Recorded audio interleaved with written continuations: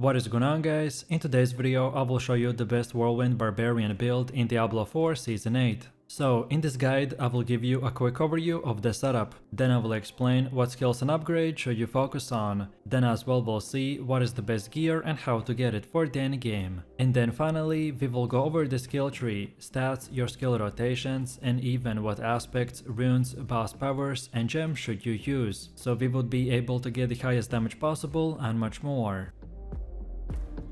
So moving over to the Whirlwind Barbarian build, this is a fast and aggressive melee setup that focuses on the Whirlwind skill, allowing you to spin around rapidly, dealing continuous damage to all nearby enemies. Gameplay revolves around maintaining constant mobility and using spin to win, to clear large groups of enemies while generating fury to fill up your attacks. This build focuses on stacking physical damage, attack speed and fury regeneration to keep the party spinning. So let's take a look at the best aspects and uniques, and we are going with the Edge Master's aspect, because it increases skill damage based on your current primary resource. Whirlwind is very fury intensive, so this aspect rewards you for managing fury efficiently, by offering consistent damage boosts. Next we got the aspect of the Bull Katos, which makes that earthquakes are triggered by the leap and do bonus damage. This has a very strong synergy with the leap builds that include earthquake procs by offering AoV and utility damage alongside the whirlwind. Then also we got the aspect of the earthquakes, so now after using the leap more earthquakes are created that deal physical damage over time. This stacks well with the Bull Katos and enhances AoV control,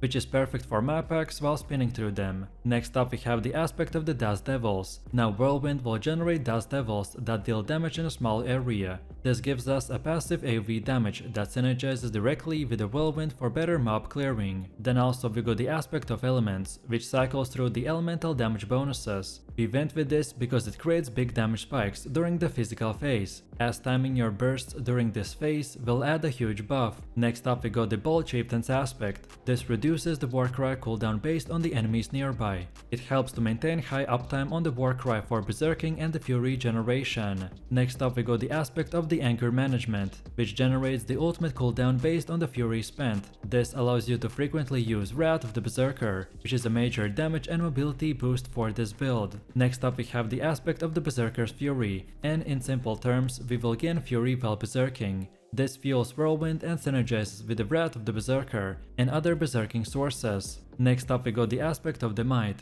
This basic skill will grant damage reduction, and we can use a basic skill like the Lunging Strike to proc this before the Whirlwind for sustained tankiness. Then also we're using the aspect of Disobedience, which gains stack armor on dealing damage. Whirlwind hits frequently, so stacking armor fast for better survivability could be a huge deal, and it is also essential for pushing high-end content. Next we got the Ghostwalker's aspect. This gives us movement speed and unstoppable effect. This synergizes with Berserker's Wrath and mobility, which in general will help in repositioning, avoiding CC, and staying spinning 24/7. And lastly we got the aspect of the Creeping Death. This increases damage over time against crowd controlled or the slowed enemies. If your build applies slows or stuns, then this will add the bonus damage. It's less crucial, but it's nice for additional synergy in the harder boss fights.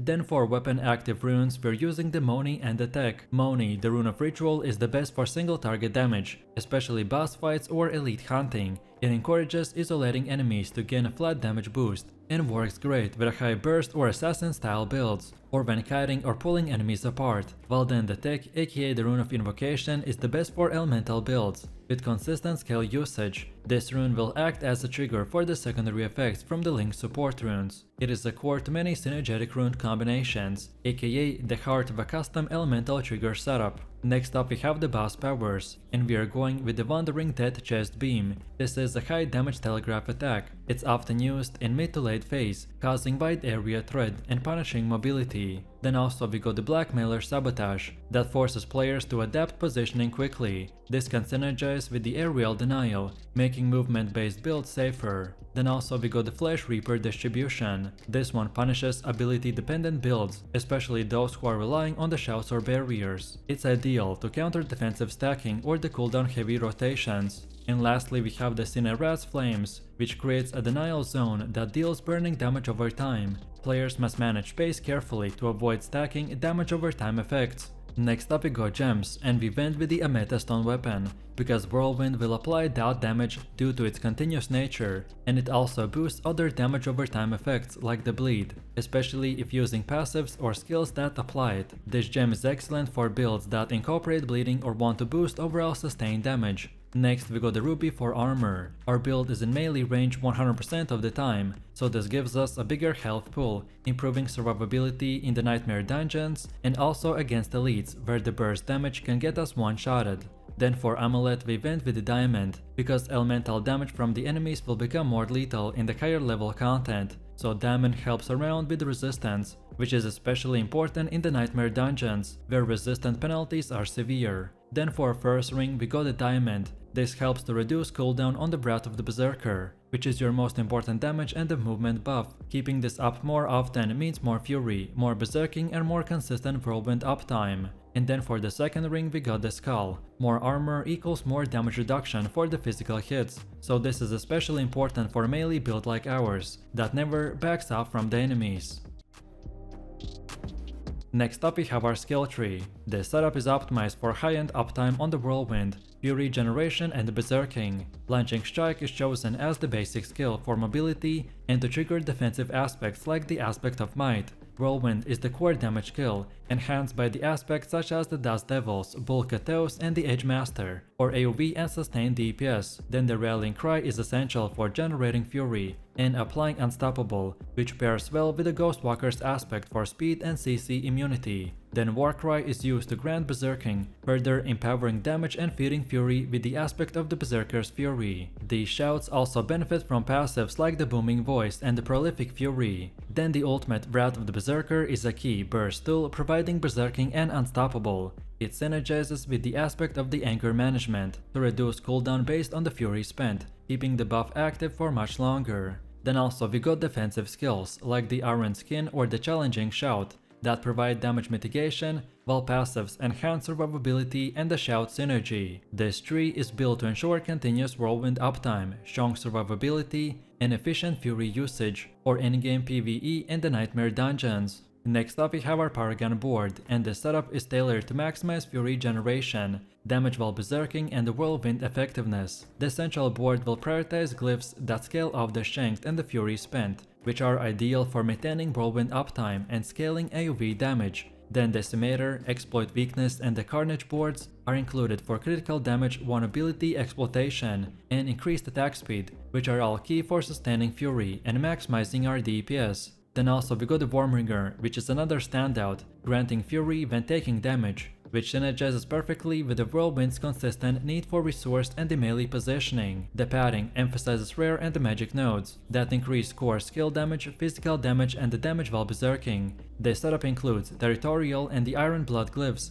that provide damage against closed enemies, and bonus armor scaling which enhances survivability during very intensive melee combat. Additionally, the build seeks out fury cost reduction and the cooldown reduction, allowing for near permanent uptime on the Wrath of the Berserker and the shouts. This Paragon layout is all about spinning endlessly, staying tanky through the armor and life nodes, and converting consistent fury flow into relentless area damage output. Next up we have our Mercenary setup, and we use Hired Mercenary Subo because of his ability to boost damage and apply crowd control, making enemies more vulnerable to the whirlwind. His support helps with clearing large packs quickly, especially when paired with the aspects or the effects that scale off the crowd control enemies. And then Reinforcement Rachel enhances survivability and control by taunting enemies and reducing incoming damage, which helps us to stay in the whirlwind longer. Together, Subo and Raher provide a balance of offense and defense. Subo amplifies your killing power, while the Raher protects you, making them ideal companions for a melee-centric and fury-fueled Whirlwind Barbarian in the endgame content.